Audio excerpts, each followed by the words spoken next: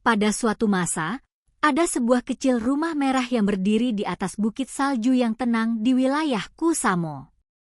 Hutan yang mengelilingi rumah itu seperti pengawal diam-diam yang menyimpan rahasia-rahasia cerita-cerita yang tak terbatas.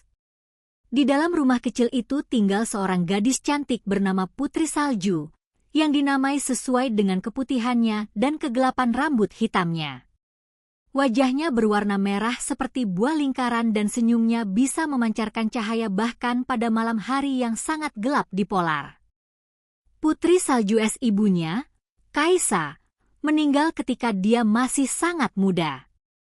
Ayahnya, Heiki, tidak ingin menangani putrinya sendirian, jadi dia kembali menikahi seorang wanita yang cantik tetapi dingin seperti malam dingin. Ibu tiris, Martha, selalu membiarkan wajahnya menjadi sempurna dan mencari perhatian orang lain. Dia memiliki sebuah pergelangan baja yang pernah dimiliki oleh para sihir terkuat di Lapland. Kadang-kadang dia meminta pada pergelangan baja itu, siapa yang paling indah di seluruh Kusamo? Pergelangan baja, selalu jujur, akan menjawab, Martha adalah indah, tapi Putri Salju adalah paling indah di hutan. Kata-kata pergelangan baja menyebarkan benih kebencian dalam hati Martha dan semakin berkembang menjadi dendam dingin. Martha tidak mampu menyangkal pikiran bahwa siapapun, terutama saudaranya sendiri, bisa melebiatkan kecantikannya. Dia dipengaruhi oleh kegelisahan itu, maka dia memutuskan untuk menghilangkuti Putri Salju. Dia melantikkan seorang pembantu, Erki, untuk membawa gadis itu ke dalam hutan dan meninggalkan di hadap keselamatan dingin. Namun, Erki, yang memiliki hati yang lembut, tidak bisa menjalankan perintah yang berbahaya itu. Dia mengantar Putri Salju ke tempat terpencil dan memberitahu dia untuk berlari. Anak, sejauh kaki kamu bisa lakukan, dan jangan pernah kembali ke rumah ini. Kamu harus melindungi dirimu. Putri Salju berlari melewati hutan yang padat di mana pohon biru bertahan seperti pengawal abadi. Dia berlari sampai kelelahan, dan kaki-kakinya tidak bisa lagi menopang dia lagi. Akhirnya dia jatuh dan menemukan dirinya di depan sebuah gereja tua yang longgar.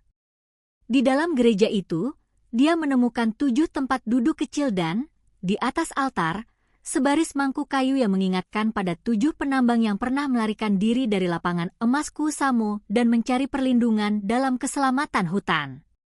Saat matahari mulai terbenam, para penambang itu menemukan Putri Salju beristirahat di bawah altar. Penambang-penambang itu mengawal Putri Salju dengan hati-hati dulu, tetapi setelah itu mereka menyadari bahwa dia tidak bisa membahayakan. Dia menceritakan kisah hidupnya, dan penambang-penambang yang telah dirintih keras oleh perangkaian lama itu ditawarkan kebaikan dan tempat perlindungan yang tulus. Putri Salju cepat menambahkan cahaya dan kebaikan dalam hidup mereka, dan mereka semakin menyukai dia seolah-olah dia adalah adik mereka sendiri. Martha, namun, tidak pernah memaafkan Putri Salju.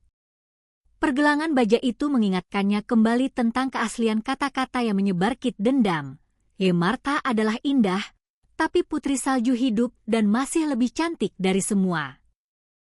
Pergelangan baja itu menyebarkan benih kebencian dalam hati Martha dan semakin berkembang menjadi chilling hatred. Martha tidak mampu menyangkal pikiran bahwa siapapun, terutama saudaranya sendiri, bisa melebiatkan kecantikannya. Dia dipengaruhi oleh kegelisahan itu, maka dia memutuskan untuk menghilangkan Putri Salju. Dia melantikkan seorang pembantu, Erki, untuk membawa gadis itu ke dalam hutan dan meninggalkan di hadap keselamatan dingin. Namun, Erki, yang memiliki hati yang lembut, tidak bisa menjalankan perintah yang berbahaya itu. Dia mengantar Putri Salju ke tempat terpencil dan memberitahu dia untuk berlari. Anak, sejauh kaki kamu bisa lakukan, dan jangan pernah kembali ke rumah ini. Kamu harus melindungi dirimu. Putri Salju berlari melewati hutan yang padat di mana pohon biru bertahan seperti pengawal abadi. Dia berlari sampai kelelahan, dan kaki-kakinya tidak bisa lagi menopang dia lagi. Akhirnya dia jatuh dan menemukan dirinya di depan sebuah gereja tua yang longgar. Di dalam gereja itu, dia menemukan 7 tempat duduk kecil dan, di atas altar, sebaris mangkuk kayu yang mengingatkan pada 7 penambang yang pernah melarikan diri dari lapangan emas Kusamo dan mencari perlindungan dalam keselamatan hutan. Saat matahari mulai terbenam, para penambang itu menemukan putri salju beristirahat di bawah altar. Penambang-penambang itu mengawal putri salju dengan hati-hati dulu, tetapi setelah itu mereka menyadari bahwa dia tidak bisa membahayakan.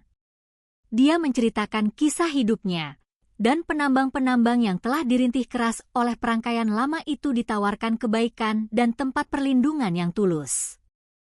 Putri salju cepat menambahkan cahaya dan kebaikan dalam hidup mereka, dan mereka semakin menyukai dia seolah-olah dia adalah adik mereka sendiri.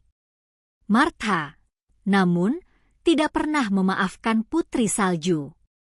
Pergelangan baja itu mengingatkannya kembali tentang keaslian kata-kata yang menyebarkit dendam. Martha adalah indah, tapi putri salju hidup dan masih lebih cantik dari semua. Martha memutuskan untuk mengambil tindakan sendiri.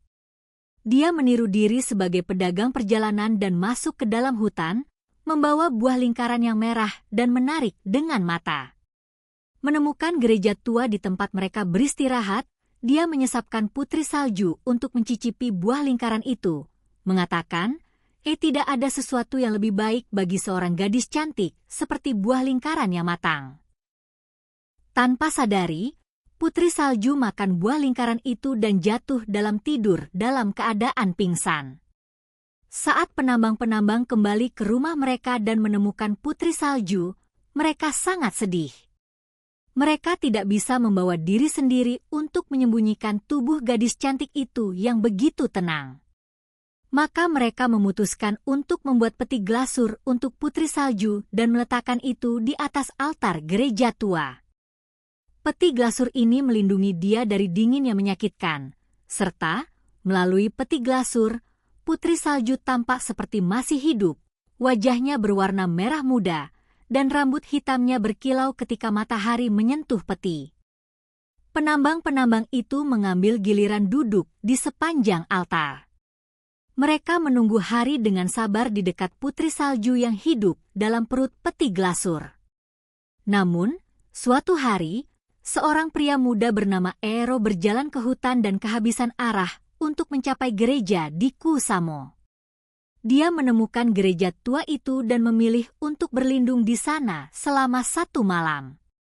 Saat dia memasuki dalam, matanya jatuh pada peti glasur dan gadis cantik yang berada di dalamnya. Eero memiliki apapun yang pernah terjadi.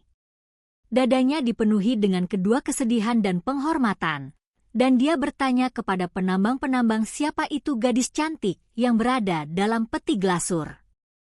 Penambang-penambang itu menjelaskan cerita putri salju. Eero mendengarkan dalam ketiadaannya, dan ketika mereka telah selesai, dia mengatakan, orang tersebut tidak bisa tersisa di sana dalam hutan ini. Dia layak untuk kehormatan dan kedamaian yang telah menjadi haknya sejak lahir. Tolong aku membawanya kembali ke Kusamo, di mana dia dapat dibersihkan dengan hormat dan dikebangkitkan dari kebenaran. Penambang-penambang itu berusaha sepuasnya untuk mengabaikan kesedihan mereka, tetapi Eero kejujuran menyelesaikannya. Mereka membawa peti glasur ke atas hantam, dan Eero berangkat ke arah Kusamo dengan putri salju. Saat mereka berlari, jarak yang jauh itu menyebabkan potongan dari buah lingkaran itu masuk ke dalam mulut putri salju dan membuat dia terjaga kembali. Eero berhenti perjalanan di kejutannya dan penambang-penambang menunggu di belakangnya. Putri salju berusaha untuk memahami siapanya. "Di mana aku?" tanyanya dengan lemah, meskipun suaranya masih memiliki panas hidup. Eero menjelaskan apa yang terjadi, dan putri salju mulai memahami bahwa dia telah kembali ke dunia ini. Ketikanya pulih dan kuat lagi, Dia berterima kasih kepada penambang-penambang dan Aero untuk menyelamatkannya. Dia menilai untuk kembali ke Kusamo untuk reunifikasi dengan ayahnya, tetapi tahu dia harus menghadapi istri tirinya yang jujur dan menghentikan kejahatannya. Aero menawarkan untuk membawanya pulang aman, dan penambang-penambang memberikan izinnya. Ketika mereka sampai di kecil rumah merah itu, Martha terbuka pintu, dan wajahnya berubah-ubah ketika melihat Putri Salju masih hidup. Pergelangan baja itu telah menyebarkan keaslian kata-katanya. Martha adalah indah, tapi Lumiki hidup dan masih lebih cantik dari semua. Martha menyadari bahwa dia tidak pernah dapat mengalahkan persaingan ini. Putri Salju, namun, tidak meminta balasan. Dia melihat ibunya untuk sejenak dan mengatakan, "Ezi murah dan marabah, membawa hanya kesedihan dan kebencian. Aku meminta Anda meninggalkan rumah ini dan hidup dengan tenang." Martha telah kehilangan segala kekuatannya dan kecantikannya, jadi dia melarikan diri ke dalam hutan dan tidak pernah ditemukan lagi. Putri Salju dan Aero membuat tempat tinggal di rumah merah itu, dan Heiki kembali ke putrinya juga. Putri Salju tidak pernah mencari balas dendam. Dia menunjukkan kasih sayang kepada keluarganya dan memulai hidup yang bahagia dalam kebaikan dan menerima Aero sebagai temannya. Dan begitu, Putri Salju hidup dengan penuh bahagia di keadaan tenang Kusamo, mengingatkan semua orang bahwa kecantikan sebenarnya bukan berdasarkan penampilan. Ia memiliki kekuatan yang mungkin tidak dapat ditunjukkan dan bisa memulihkan dari segala kesedihan.